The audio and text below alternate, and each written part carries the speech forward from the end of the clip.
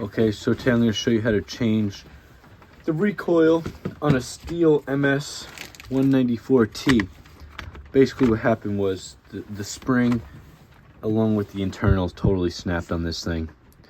So I looked up online, just the recoil spring in itself along with the plastic piece. I think that was like almost $25 for just the insert. But I found the whole piece right here, which was about 40 bucks. So I thought, hey, might as well have the whole cover. Comes with all the springs and everything. So I think it's just a better deal just to buy it. So I got this here. All I'm gonna do is change it out. So it's as simple as taking 4 Torx head, I believe is T25s, out of each corner. 1, 2, 3, 4. Take those out, and just gonna give it a turn to make sure it's still free. Looks good. So basically how this works is you're gonna take the pull cord.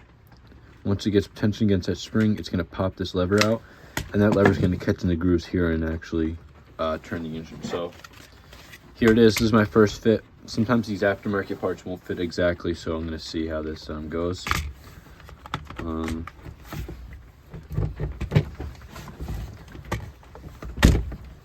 Okay, so actually that went pretty smooth. Everything fit in there real well. I'm just gonna, you could look in here, and we're gonna see if it pulls over the engine, and it does. So it's as easy as that. We're gonna throw screws back in each corner.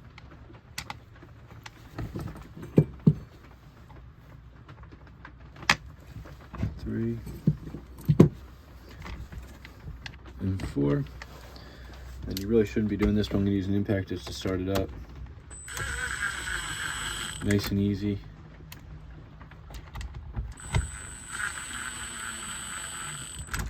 Just snug it for now.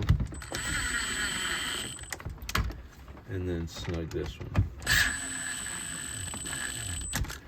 And then I'm gonna look at each of the corners, make sure nothing's bending. That looks to be pretty good.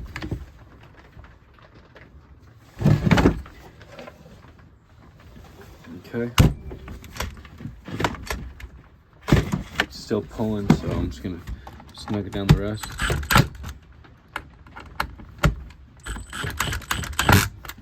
I'm just gonna give it one impact and then we're good.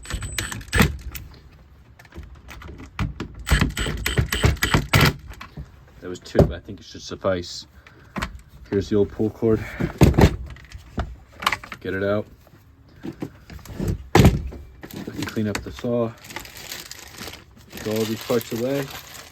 And we're good to go. You can change it in under 2 minutes in yourself and save probably the $150 that a shop would charge you to do that. So good luck.